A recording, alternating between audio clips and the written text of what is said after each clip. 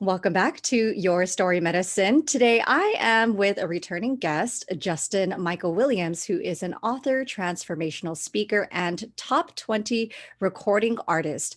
And he's also become a pioneering voice for diversity and inclusion in wellness.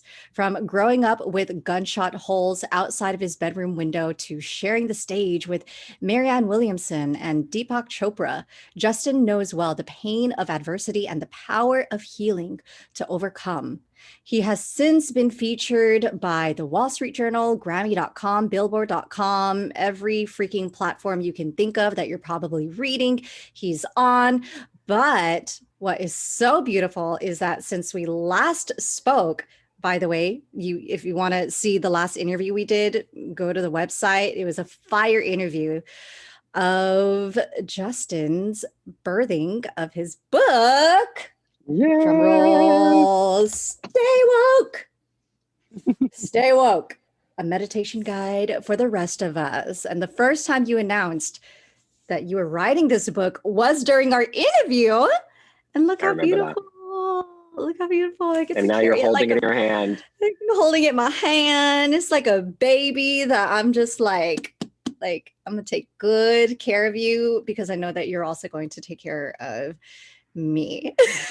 Yes, that's it. That's it. So, Justin, as somebody who is constantly holding space for other people's liberation with everything it is that you do, just your mere presence alone, how often do you take time to celebrate yourself?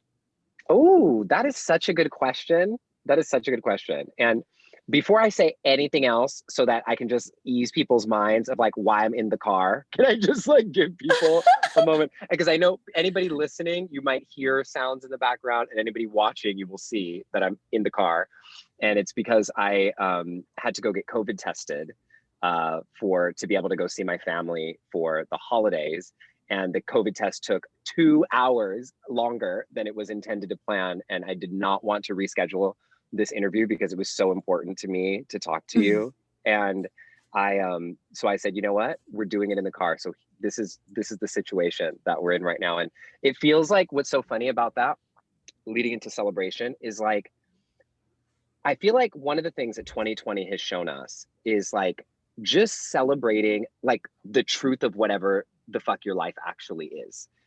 Because like in 2019 pre-COVID, like me doing this interview in the car would like totally have not been okay. You know what I mean? It'd been so awkward. I was like, now we got people with babies screaming in the background on Zoom and like a whole bunch of stuff. And it's like, it's okay. Like we can put the guard down. Like we're humans. We can just show up as the realness of who we are and let it all come through. And so for me, celebrating myself has looked very different this year than it's looked in the past. You know, like it hasn't looked like having any events or throwing any parties or having any gatherings.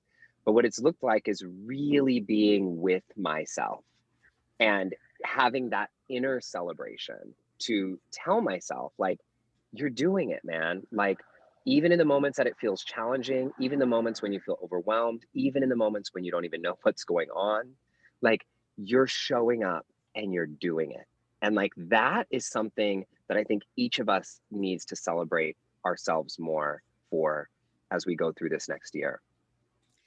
Look, I'm celebrating that I could show up on this call with no makeup, wearing the same outfit 2 or maybe 3 days in a row. But we're still healthy. We are still healthy. We are. I just feel like, We've all been there during COVID. yeah, and I'm so grateful for my practice that has prepped me for this time. There's no doubt that I still experience so much anxiousness from the stillness, but I also know that this is an invitation. There's a lot of people who may see this as the pandemic, while this can also be seen as a retreat. And I know that it's very privileged for me to even be able to say that. And yet, for those who may feel like they have lost everything, when you have gotten to the bottom, when you have lost everything, it is in those beautiful moments where it's like you just surrender. And so that's something that I'm learning in these Yeah. times right now. Yeah. Beautiful. So, okay, tell us in your own words, if you could describe your medicine, what does that look like? We take away the titles. Yeah. Yeah. My medicine. That's really interesting. Hmm.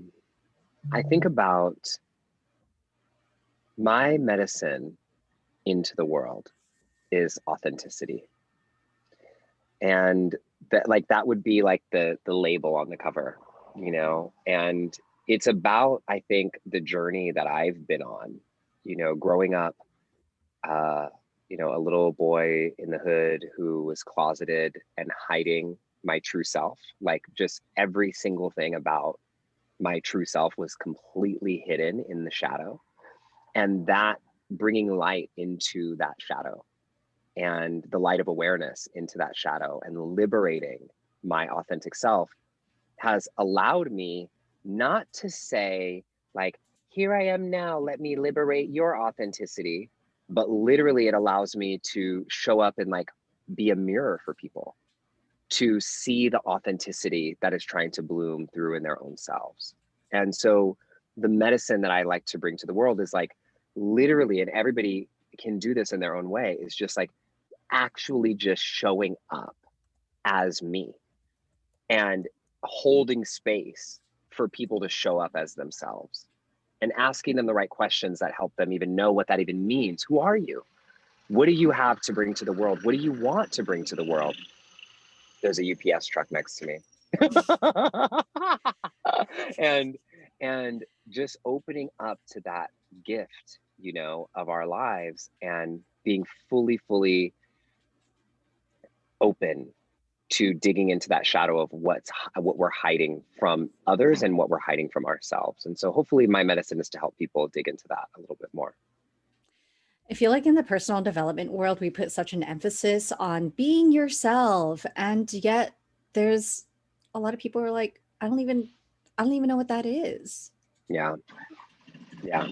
So where do Yeah. we, I mean, that's a whole nother topic, but how is it that you know you have arrived to this Well, sense you of don't self? arrive. You don't arrive. You know what I mean? Like, you don't. It's that's the key, right? Is like one of the biggest misconceptions in the wellness world, and I think in the self-help world, that comes with literally, like quite literally, the colonization and corporatization of our personas, of like who we're supposed to be, is like this element that, like, you need to find your purpose and be able to, like, say exactly what it is that you do and how you do it, and like all these kind of things, and like come up with this catchy phrase that's supposed to define who you are and like what your purpose is and all this. And it is so, like, really, for every single one of us, that is so limiting.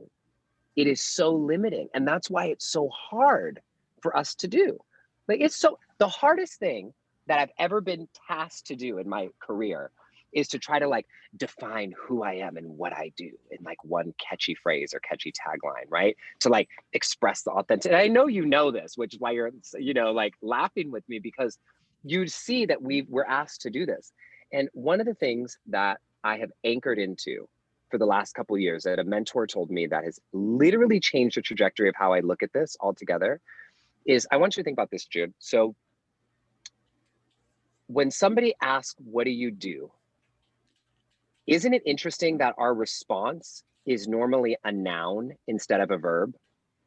So like Mhm. someone's like, what do you do? And you're like, I'm an author. I'm a podcast host. I'm a speaker. I'm a teacher. I'm a doctor. And none of that is true, actually, because that question of who are you?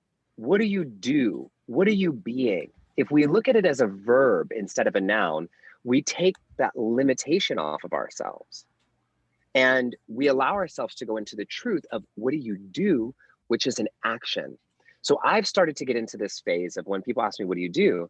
It's like I empower people to stop holding themselves back from their authentic selves and the truth of who they are, you know, so they can step into their dream. And so sometimes I do that through music, and sometimes I do it through speaking on podcasts. Sometimes I do it through writing a book. Sometimes I do it through all these different ways. And now all of a sudden, look, I'm free to be a dynamic human being who's constantly changing and evolving, but centered around this root intention. And once you have the intention, there's nowhere to arrive. There's nowhere to get to. You're just doing it. You're just in it, living it, being there. So anyway, I think that will unfold and continue to flower for us as we continue to grow and evolve in our lives.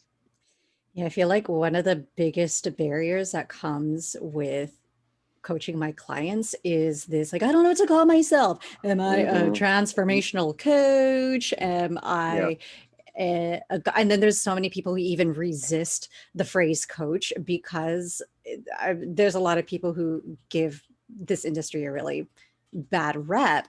And it's just, I have come to find that it doesn't matter No, I'm what so your glad you said title that. is. Yeah, literally nobody gives a shit. Like nobody gives a shit. And like I say that meaning it from the most sincere and heartfelt way of understanding and compassion, because I have been there. Like you should see the titles, like, and trying to figure out what the word was of how to describe it and how much mental turmoil I threw myself through, and now what I say is like, call me whatever you want. I actually don't care. Some people say Justin, the author, the meditation teacher, the singer, the Yeah. speaker, the whatever you want to call me. I don't care.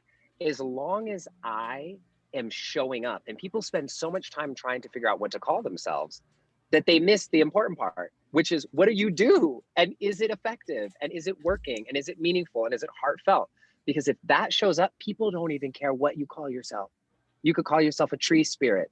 If you're showing up and helping me change my life, you could be whatever the fuck you want to be. You know what I mean? Yeah, look, That's like what it is. So, confession, everyone, I don't even know what a storytelling coach is, okay? I just know that I help people heal generations before and after them, and I know that's that it it. begins with not just the stories that we tell the world, but the stories that we're telling ourselves, which I've said this many Mm, times before, but this thing that we call imposter syndrome. Why do we even call it a syndrome in the first place? Who told you in your childhood or in your ancestral lineage that that you're not enough because you came here as a whole complete being, and it was just the stories that were told to you, probably from a traumatized adult who perhaps needed a mentor like you in their life when they were a kid, that like that told you like all of these narratives that we get to release, which oftentimes those stories are rooted in colonization and internalized oppression yeah. that we have yet to heal from. So that brings me to my next question. For those who are getting to know you for the first time, what is your ancestral lineage and how is this influencing the way that you're showing up today? Well, that's a really beautiful question, and one that I love that you're asking me directly, because normally I have to like sneak it in somehow, because people don't some people don't like to ask that question, and I think Oh, it's really but important. and this is the beauty, I feel, of the work that you're doing, that we're doing together, which is we cannot take out ancestors from the equation, from all the work that we are doing. And I find that in the self-help personal development industry, it's also not talked about. Self-help already says a lot, as if it is your responsibility to do the helping and the healing, when we forget that we are so divinely guided by I feel the ones who came before us and the ones who have yet to meet. Yeah, there's this beautiful meditation that a good friend and colleague of mine, Dr. Sarah King, who has created the science of social justice. She's like the originator of that. And she's an incredible Black, queer, literal neuroscientist.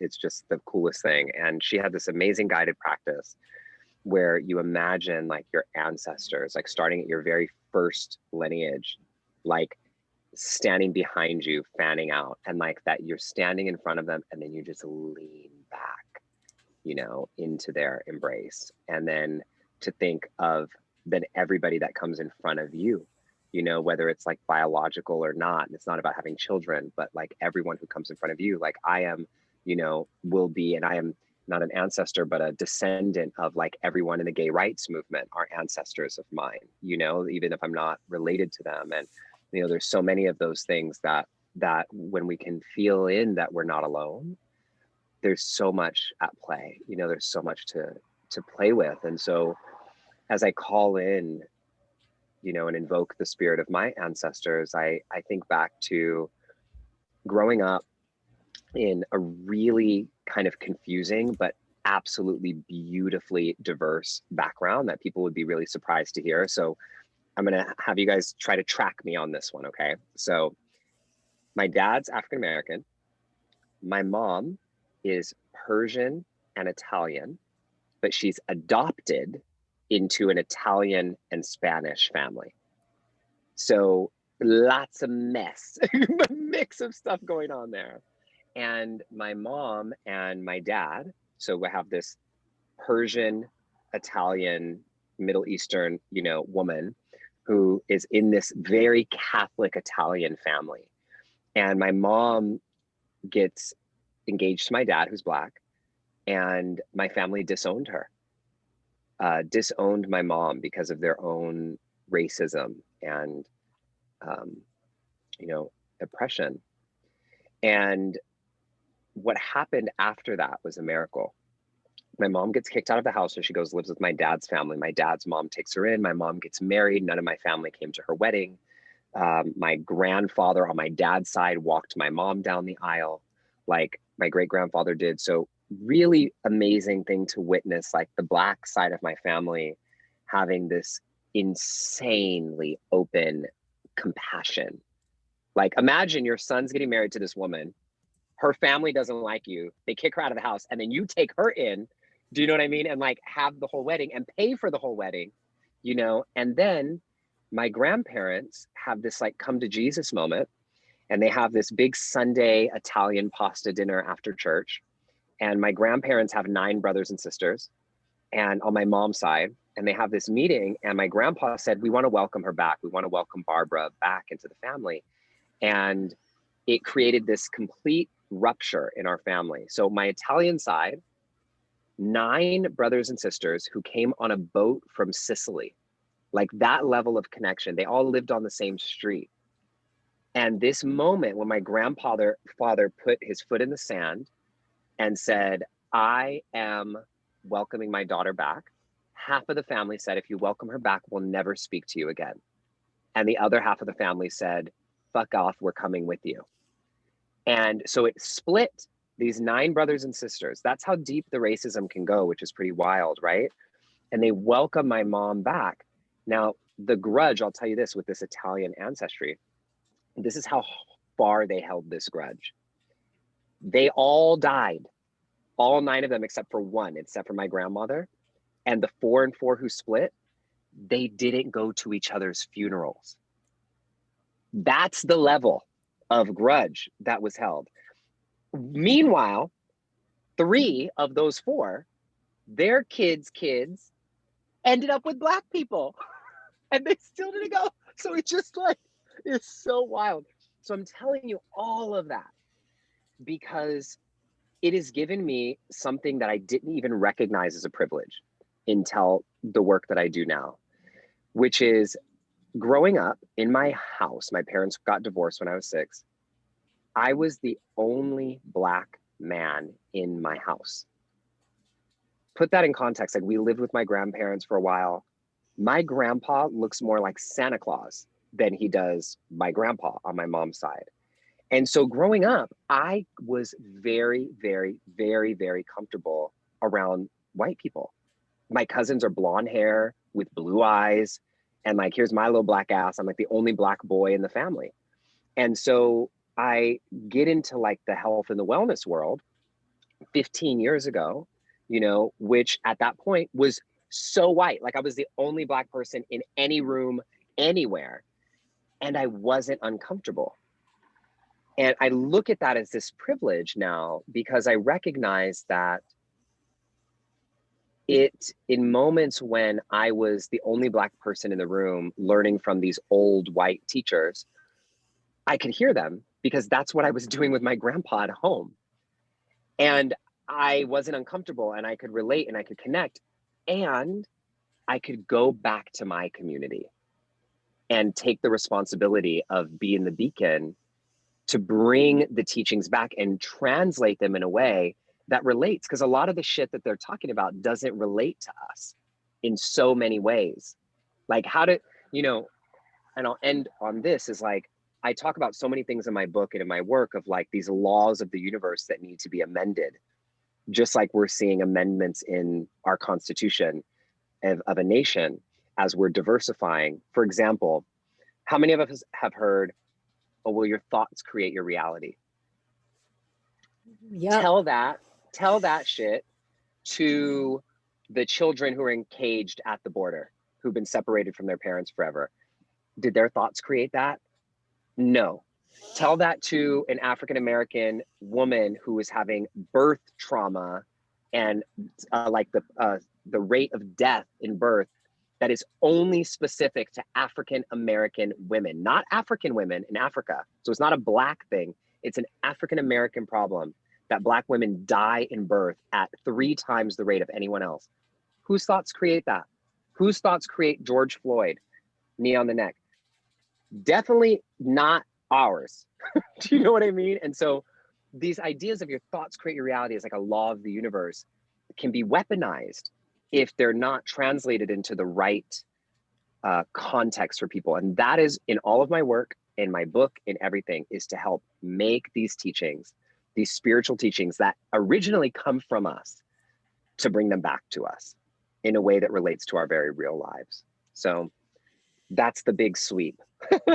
Yes. I feel like when I first stepped into this world, it was after I got fired from my nonprofit. And I was also so confused because at the time I was doing more grassroots community organizing, and I had a meditation group for people of color here in Long Beach. And I would frequent these spaces that were for folks of color. And yet I felt this gap that like, yes, we're coming together to heal, and yet I couldn't help but notice that in many healing circles I was in, and I'm using that in quotes because I also realized that to even put together a healing circle implied that, oftentimes subconsciously implied, that there's something wrong with us, and that there needs to, it needs to be fixed.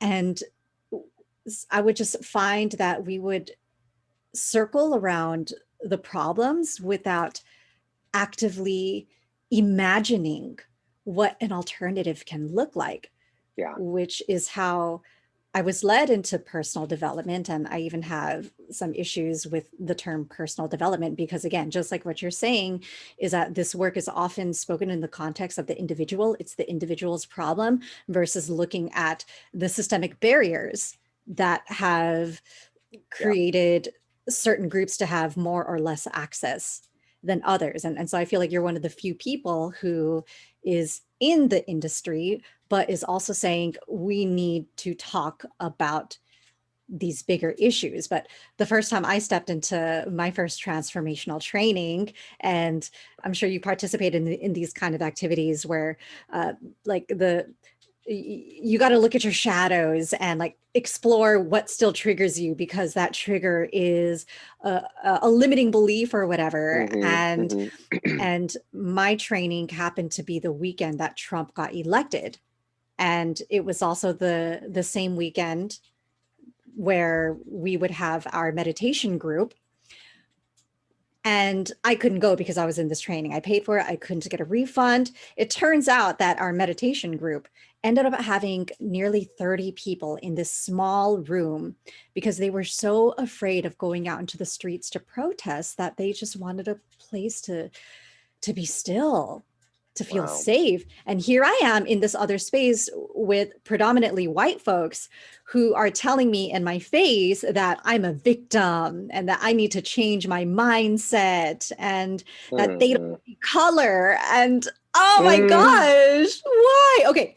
So I'm just gonna just put my seat back and just like collapse backwards. Okay. I'm just like, oh my God. You know what? The beautiful thing I walked away with from that experience, even though it felt so harmful, was how often I give my power away to whiteness. Like actually there was another woman, it was a Black woman who was observing me. and she was like an alumni. And then afterward we spoke, and she that's exactly what she said to me. Why do you keep giving your power away? Why do you Mm, let what they think of you to affect how it is you get to show up in the world? And that's when it clicked for me. How often I am like using I'm triggered as an excuse to not listen and learn and just accept that I know my shit. I have nothing to prove to you. So in your book, Stay Woke, it says that the meditation guide, this is a meditation guide for the rest of us. Who is the rest of us? So this is probably one of my favorite questions to answer because it was a really interesting moment when I wrote the book. So I was almost done. I was pretty much done with the whole book. And we had the title and we had the subtitle and we had the whole thing. And my publisher at Sounds True, Jennifer Brown, was my editor, she's amazing. She asked me, Justin, I need you to define who the rest of us is. And I was scared, girl. I was scared shitless because I was like, this was the moment I was kind of avoiding of like, I don't want to leave people out. Do you know what I mean? Like, I don't want to leave people out. Yes.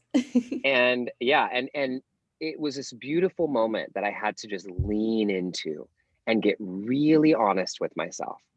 Who am I writing this book for? Who is this for? And so, Jude, I'm going to ask you to do me a quick favor because normally I have my book with me and I Yeah. would read this one little part. And there's a part on page 3. It's like the third page. It has a blue little box around it. Yep. Okay. So can you read the section in the blue box?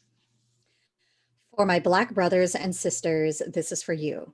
For my LGBTQIA plus brothers and sisters, this is for you. For my women who have had enough, this is for you. For my starving artists and workaholic creatives, this is for you. For my conscious entrepreneurs who want to make an impact, this is for you. For those who have been discriminated against for their otherness, this is for you. For my social justice warriors, this is for you. For my tree loving planet savers, this is for you. For all people of color and everyone who is woke enough to understand why I'm pointing that out, this is for you. Mm. And that was like a really beautiful insert for me into the book because when I'm saying that, like for my Black brothers and sisters, for my LGBTQIA plus family, for, and it's so interesting, even as much as I've learned now, like 3 years ago when I was writing that book, like to say LGBTQIA plus brothers and sisters is so not it because it's family. Like brothers and sisters gives us that binary again. But again, this was, Yeah. almost 4 years ago when I was writing it. And I've learned even so much since then. And all of us, and when I'm saying us, writing this book pre George Floyd, I could have never guessed that it would be coming out, the month and a half before that happened. And so it's interesting because before George Floyd, I think it was more necessary to define who's us. And I don't think I need to define it that much anymore. I think we know, Yeah. you know. Yeah, well, one of the other narratives that we hear is we are all one. That was one of the things that I was Oh, told as yeah. well. And so what is the alternative to that then? Yeah. Yeah. So I have a section about this in the book that I've even unpacked more and more now. So we are all one. It really, I'll say it like this with much love and compassion. There's a beautiful paradox that is this life, just literally being embodied and manifested in the physical form on this planet, spinning around in the middle of the universe with billions of galaxies. Like, what the hell is going on? You know what I mean? And then we go into this, the truth, the in actual truth is that we are all come from the same source. That race is a social construct fabrication of modern times. The idea of race didn't even exist several hundred years ago. There was no such thing. It wasn't even a word in language. Like it is a modern construction of time, of our times. I think in the future, people will look back at this being a moment when there was this thing called race, you know? And so there's one truth in which we are one, meaning we come from the same sense. We all want the same thing. And a paradox, this word paradox, is informed by two truths being evident at the same time that don't mesh together well, you know? And so then there's this other truth that is, we all are so different and we have different experiences of being alive on this planet. And that race is, even though it's a socially fabricated construct, the consequences of race are very real for us in our lives. And that we experience life on this planet, no matter if it came from the same source, we experience it very, very, very, very drastically differently. And so what I think is, to get out of this conversation of we are all one, I want to reposition oneness for people a little bit. And this is something I've been trying to do in a lot of my work. You know, I have a program called the Liberation Experience that launched this year that will be happening again soon. And people can get on the wait list for that on my website, justinmichaelwilliams.com. And the reason I'm sharing that is because the point of the Liberation Experience is to bring people together across divides. And one of the things that I share in the process that we go through of helping people have conversations across divides, helping people learn not to just call each other out, but call each other forward, how to help people connect and forgive and atone and really come together in a meaningful way, and not just in theory, but how to do it. I discovered one thing. Oneness is actually not the greatest virtue. The greatest virtue that we should be aiming towards is intimacy. Intimacy. Intimacy is a much greater value than oneness, because oneness, what it implies, that we put all of our cultures and religions and traditions and ideals into a Vitamix and blend it all up, and then we get some we are all one smoothie. You know what I mean? That's like, sure, very palatable for people, but we miss so much of the magic that comes with intimacy. And what intimacy requires is honoring the separation, right? You can't be intimate with something that you're one with. You can only be intimate with something that is even just a little bit removed from you. And then you can look closely at it because you can move closer to it, but it's a separate entity from you. And so I invite people to honor that paradox of, yes, we know now that we come from one source, period. Now let's practice what it takes to be intimate with one another and fall in love with each other again.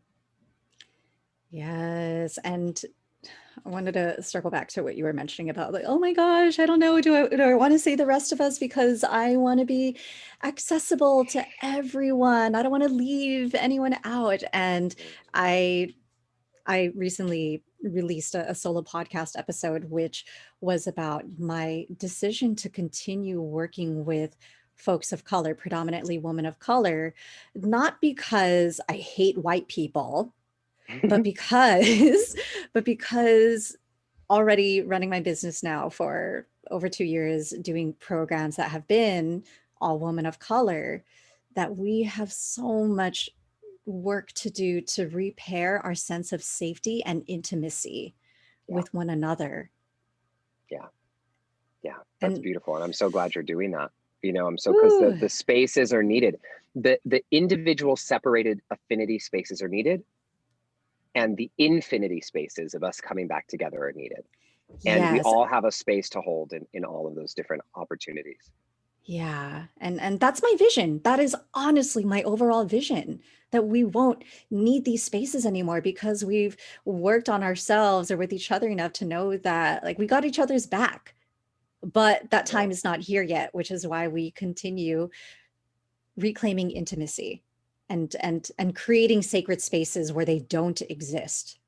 yeah, And because you and I come from also the land of social justice, yeah, we need to acknowledge that, of course, we know that it's not always love and light.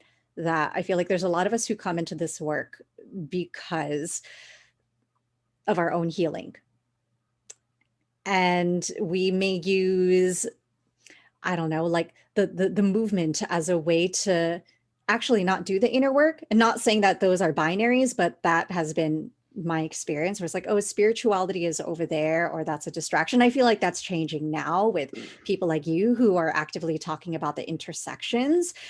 But I also think it is important for folks to know when you are in a community or in a relationship with someone who might genuinely be toxic. And you talk about that in your book. What are the signs of toxicity? Which, even for me, when I say that, like, I don't want to believe that there's such thing as a toxic person. There's only experiences that Yeah. have, The relationship can be toxic itself, but the person not so much. yes. Yeah.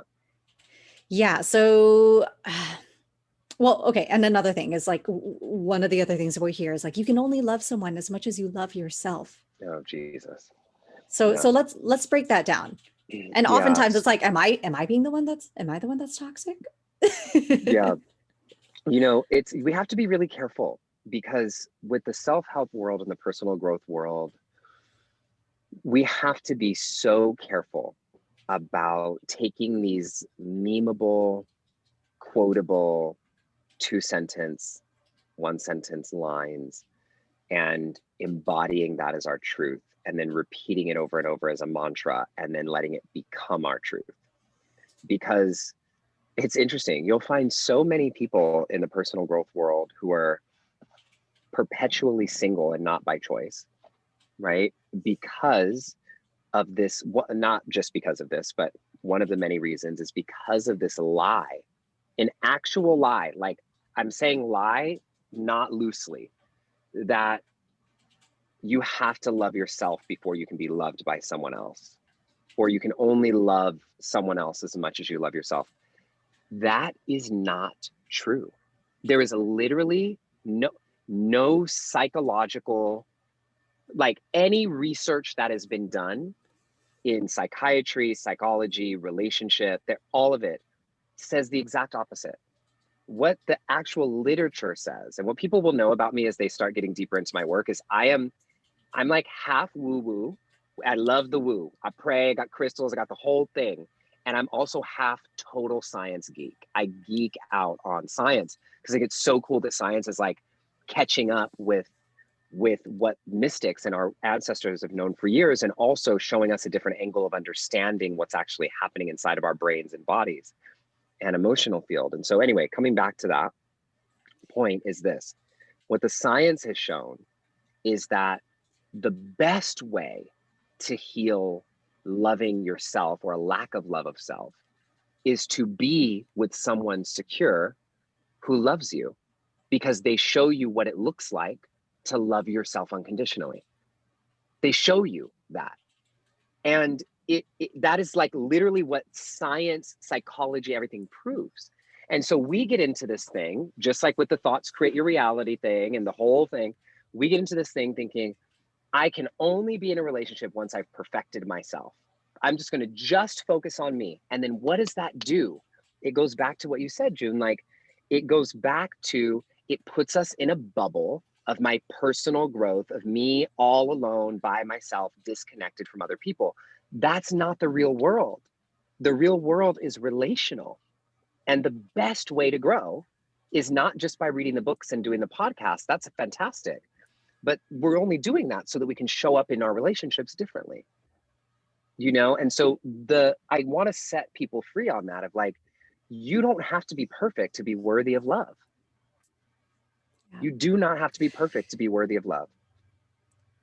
I just got this visceral feeling in my body, like this permission that, oh, I don't have to start with loving myself. I can start with trusting that people love me, which then gives me permission to love myself, because I'm borrowing other people's belief in me when I forget. And that's When I beautiful. forget, I love that. And we know, and like, we know this practically, because if you actually think about your real life, like, most of us have self-critical thoughts, you know, some kind of self-hatred, self-critical thoughts that come up. Most all of us, no matter who you are, how beautiful you are, how much money you have, I have them, we all have them.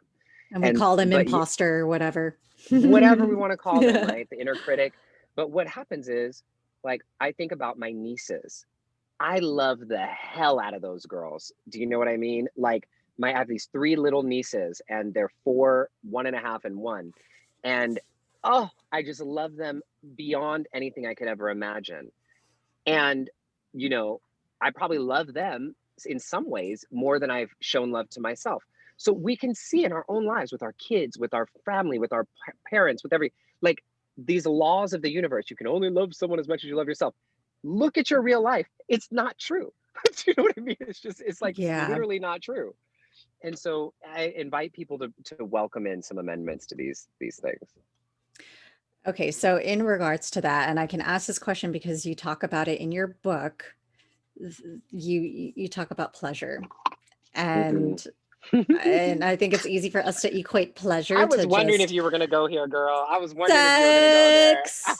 Let's talk about, while we were recording this, we're like, okay, we're gonna do it in the car. I was like, Justin, I will love you even if we do this, if you do this interview in the kitchen, in the closet. And I was like, okay, I was like, this is girl, you going a sound bit like you're far. singing a ludicrous song all of a sudden. That's all. You So gave up kissing. Why did you put yourself through such torture and isolation? I'm just kidding. Just like briefly talk about how that's like, we're talking about like, okay, no, you don't have to just love yourself before loving someone else. And yet you put yourself on this very spiritual journey of experimenting with celibacy. yeah, How's that going? yeah. Fantastic, phenomenal, life-changing in a way I never would have imagined in my entire life. So I'll give this contextually for people. So I say I don't even like using the word celibacy, but I use it so people understand what I'm talking about. Because what I was really practicing was a redirection of my creative energy. Because in every spiritual tradition, it doesn't matter which one you look at, creative energy and sexual energy are considered the same thing, right? Like creation, what is our biggest creation as a species? Creating other people, and we do that through sexuality. And so when we look at from all the way from Christianity to Hinduism to tarot cards and beyond, it's this symbol of sacred sexuality and creativity being one. And so as I was preparing on the journey of writing my book, I had got a tarot card reading from a woman named Brenda Rose, who is phenomenal. She's like a big spiritual teacher who's become a friend of mine. And I was getting this reading from her, and she said, Justin, she called me totally out, by the way, in the most beautiful way. But she was just like, you've been doing all these things to get yourself ready to harness your energy for this book. And you have missed your most distracting thing of all. And I'm like, what? I'm literally looking at her like, I can't even imagine what you would be talking about. Because for years now, it's been, I've been practicing sobriety for about 4 or 5 years. I gave up alcohol. I gave up any substance, weed, caffeine, no black tea, no green, nothing. Like, so she's telling me I'm missing something. And I'm like, I'm thinking she's going to say sugar. And I was going to say, girl, I'm not giving up sugar. I gave up all this stuff. I'm allowed to have some damn sugar. Like, there's nothing else, And she goes, boys and sex. And I literally dropped my forehead on the table in front of the tarot cards because I knew she was right. I knew she was right because I felt myself working my creative energy. And I think of it like the fire of my creative spirit. And I'm stoking it with all of my practices. And I'm like the meditation and the practices and the healing and the podcast and the listening and all the work that I'm doing myself is like stoking this fire. And then I have this kind of like leak in my sexuality that is causing a distraction in my life that's not allowing that fire to grow into the fullness of what it was blooming to be. Now, this is one of the things that feels really important to me to say. I don't preach about celibacy, nor do I tell everybody they need to do it or try it. I tell people this: you have to look in your own life and be very honest with yourself about what is creating a leak in your energy field and what's not. Because we try to spiritually bypass it. We try to say, oh, it's just this. I'm trying to be open and this, and I'm exploring and I this and I that. When really it's a big ass distraction from what it is that you're actually, really your soul is really put here to do. And that's where I was, and I had plenty of hurrahs, okay? I lost my virginity when I was 14 years old. I'd been around the block several times. Okay. And so it was a beautiful moment for me to say, huh, what would this be like? Every time in my life that I felt like an excess of something, I've done a cleanse. And so what would it feel like for the first time in my life to consciously do a cleanse for my creative energy? And what's happened, June, has been beyond. So when I wrote the book, I wrote, what you'll see in the book is that I was celibate for 9 months. It's now been 2.5 years. I'm still currently celibate now. I know that sounds like a shock. Like it's a shock when I say it out loud. But let me tell you what happened. In the process of redirecting my sexual energy, what happened was I switched from being a person whose sexual energy had me to being a person who had my sexual energy. And Mm-hmm. and it now I can summon it when I want it versus letting it bleed out when it doesn't belong, or letting some other person activate my sexual energy when I don't want it activated. And so I have a greater agency over my sexuality, and I got to do all this healing on the sexuality as it has been unfolding in my life since I lost my virginity when I was 14. Like everything was built on top of that. And so I got to look at, wow, Justin, when I pull that sexual energy back, that creative energy back, and I'm not lightly flirting with people who I call friends, or I'm not doing any of that, who stays? Who's still here? And it was fascinating to watch the people in my life who I thought were friends, who were just there because I was subconsciously or consciously seducing them with light sexual energy. And it was also fascinating. Anyway, I can go on and on and on about this, but I'll just say that it's been very healing for me. And ultimately, what this has led to is this. I'm in a place now, 2.5 years later, where I don't even say that I'm practicing it anymore. I'm trying to be celibate, because I'm not. I'm in a place now where I consider this energy to be so fucking sacred that if you're going to get this shit after 2.5 years, you better be the shit.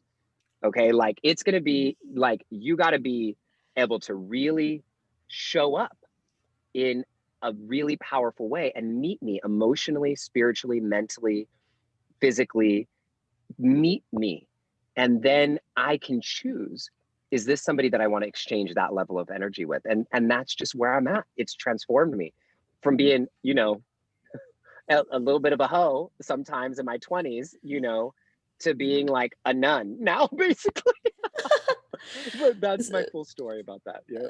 So then what is it that you are currently doing to stay grounded, especially in these times? And what is it that you have learned to release or are learning to release? What am I doing to stay grounded during these times? I'll tell you this. My morning practice and the addition of an evening practice, which a lot of people skip, if I don't do it, I'm a hot mess. Literally a hot mess. Like if I don't ground myself first and check in with myself before I start checking my phone in the morning, my whole day feels thrown off. And the other big thing for me that has been a major telltale sign during COVID, especially, is sleep. Literally letting myself sleep. Like if I don't sleep enough, I recognize just how dramatically it affects my ability to show up and stay grounded and stay emotionally healthy. And, one of the things that I noticed is that I am a hot mess if I don't sleep, if I don't get sleep. And sleeping has become so essential to me, like really giving myself permission to rest and recognizing how much of my like emotional health and mental health and my ability to stay grounded is reliant on my sleep. And so one of the things that I've been doing lately that's been a big upgrade for me during the pandemic, and I try to do it 7 days a week, but really it's like 4 or 5, is I do a short evening ritual, 15 minutes before I go to sleep. I sit down, I do a quick meditation, I write in my gratitude journal, and I light a candle and then blow it out and go to sleep. And just that little 15 minutes before bed, like, we put so much energy into what we do before we start our day, but we spend so much time in our dreams. We should be if we're sleeping. And so what are you doing before you usher yourself into the dream world? And doing that kind of cycle helps me dramatically stay grounded during the day. Ooh, I feel like you just lovingly called me forward with that, and That's probably it. a lot That's of our it. listeners. So, one of the articles that you wrote was helping to answer the question, how do we end racism in this lifetime? And as we acknowledge that we are all future ancestors in the making, if you could look at the legacy you have left behind in this lifetime, while knowing that your book, your presence will be on the altar of someone's heart one day, who may be coming to you, Justin, as a chosen ancestor with the same question, how do I end racism in my lifetime? What words of wisdom would you whisper? Mm. We created this, so we're the only ones who can end it. And I would whisper even further that the biggest thing right now is to get people to even consider. I feel like this creates a crack in the matrix. Most people have never even considered the idea that racism could end, like that it could be over, because it's the water that we swim in. Like we don't know a world without it.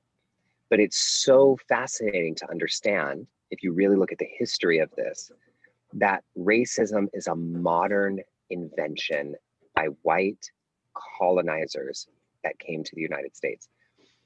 There, of course, has been hierarchies that have created by in-group, out-group for all of history. We do that that's what we do biologically. That's what our primate history gives us the ability to do, unfortunately or fortunately. So we're working against evolution with the in-group, out-group. However, using race or something as simple as skin color to define who's in the in-group and who's is in the out-group is something that we can overcome if we choose to. And so I love, just without giving people an answer right away, I love making them question, oh my God, wait, I'd never thought, could it end? It could end, because the only way it will ever end is if we say it can. So you mean to tell me that I don't have to collect a million signatures for my petition to end racism? Keep doing it. More signatures too, because that'll make people question it more and more and more. Get all the signatures you can.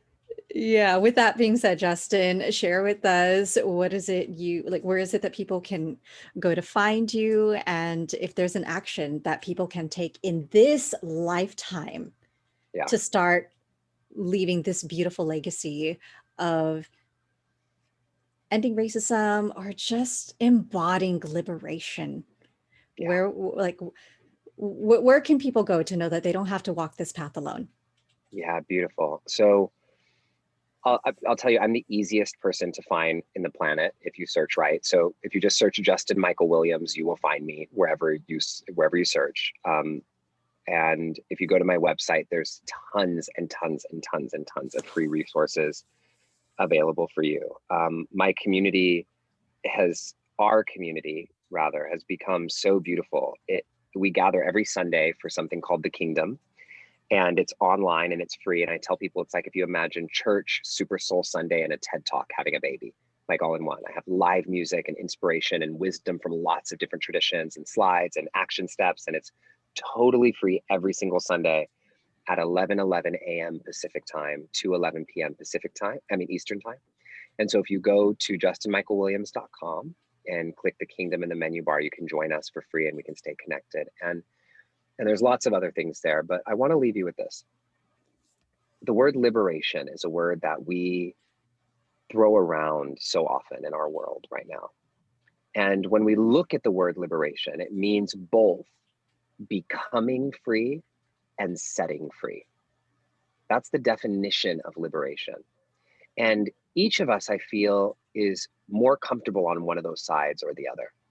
We're either more comfortable spending all of our times on the front lines, fighting and organizing and doing the external work to try to set others free, or we're more comfortable doing the internal work to try to become free, and then we're not as comfortable showing up in the world.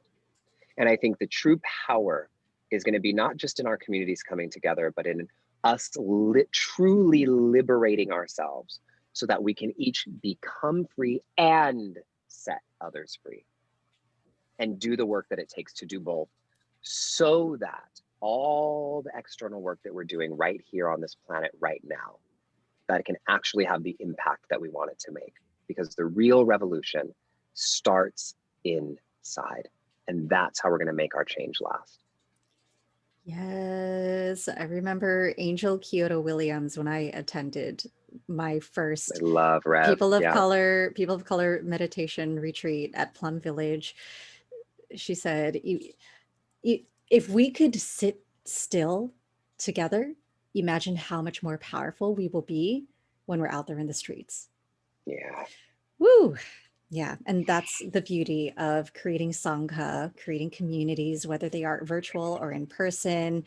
And it also doesn't have to be with a person, it can be with the trees. It's just learning to find the interconnectedness in all things without spiritually bypassing the work that we need to do internally and collectively to get to this oneness. Yeah. And I would invite everybody to buy Stay Woke. You can get it on Amazon, wherever. Probably best to get it on Justin's website directly, but you can get it anywhere, wherever you want. It's everywhere. Y'all, this is a book for the rest of us. Okay, so thank you so much, Justin, for sharing your wisdom. And I'm excited for us to reconnect again, to touch base on what will be birthed the next time we come together. And hopefully it'll be in person. Yes, that would be amazing. I love you, sister. Thank you for all that you do in the world.